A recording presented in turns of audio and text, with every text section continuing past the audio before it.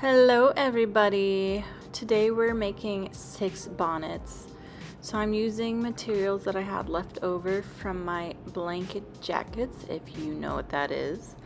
And I'm going to get it all done in a day or two.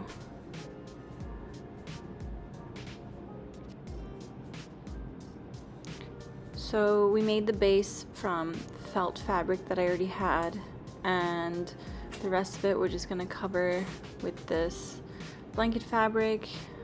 I'm pretty excited to do this one because I don't have to pattern anything. I just patterned one little circle thingy majiggy and then it was done. But the only difficult part here is I need to figure out how to use these pieces smartly because some of them don't have that much fabric left. And because they are vintage fabrics, I can't get them again. So making these bonnets are really simple because it's basically the same method for each of them. I just lay down my felt on the fabric, cut it out, and then I have to decide what design I'm going to do for each bonnet.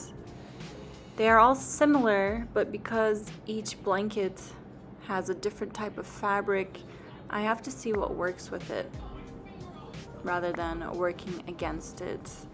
And also because these bonnets are going to be paired with its original jacket, I also want to make sure that it doesn't clash too much with it. So for some of them I'm making these fun little pleats, which turned out to be my favorite method for these bonnets because I think it looks so clean. It gives it a little bit of a texture and looks so professional, which I love that. And then when I figure out the base of the top, I have to figure out what kind of ruffles I'm going to do. So after they're all serged and whatnot for the edges, I then look at the materials I have. Sometimes I'm going to use the fabric itself to make the ruffles, or if I have different materials on me like laces and whatnot, then I could also use those.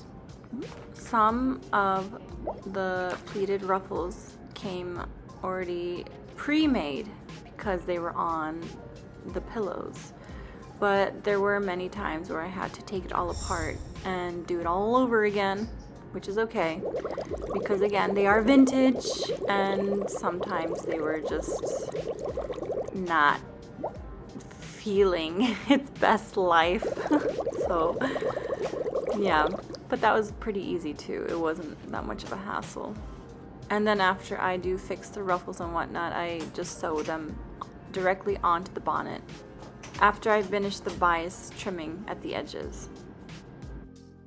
Sewing these have really been like a meditation for me because I'm not wrestling with like huge garments on my machine as I usually do, if you know what I do, if you know what I be doing.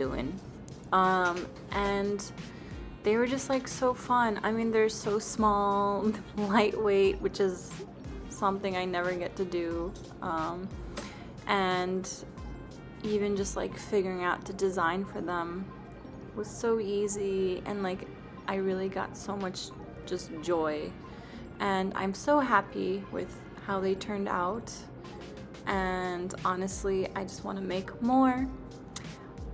If you would like a full tutorial on how to make these bonnets, because I do got a little secret tips and tricks in there, please comment down below and maybe we could do that. Thank you for watching. I hope you enjoyed.